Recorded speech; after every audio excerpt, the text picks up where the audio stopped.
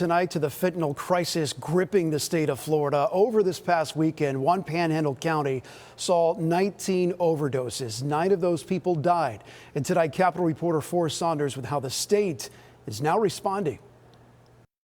All of this happened in Gadsden County over a period of 4 days. It stunned local authorities there. The sheriff telling reporters during a Thursday roundtable that fentanyl wasn't even in his vocabulary before last Friday. Gadsden was not prepared for this.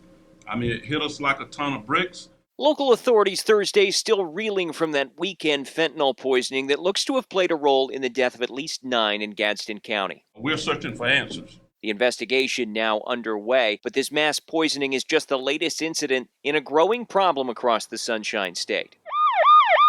Coming in from outside the U.S., synthetic opioids like fentanyl are showing up more often in street drugs and counterfeit pills that look like the real thing. Just a little bit can kill, experts say. So if I were exposed to something like that, even accidentally, I mean, it's terrifying to think of, but I could die. Many are dying. The latest CDC data shows Florida had more than 4,700 deaths from synthetic opioids in 2020. That's a near 64% increase from 2019. Every part of this affects us all. That's why I said it's just not a law enforcement issue. It is a whole community issue. FDLE's interim commissioner says to crack these cases, law enforcement needs tips from the public. He urged them to speak up that no info is too trivial. We will get it to the right place. That may be the linchpin that brings down a whole network. Florida Health, meanwhile, says it'll start focusing more on awareness. Officials planning to launch a statewide advisory on the dangers of fentanyl with a focus on prevention and recovery resources. And like law enforcement, the goal, keep what happened in Gadsden from happening anywhere else.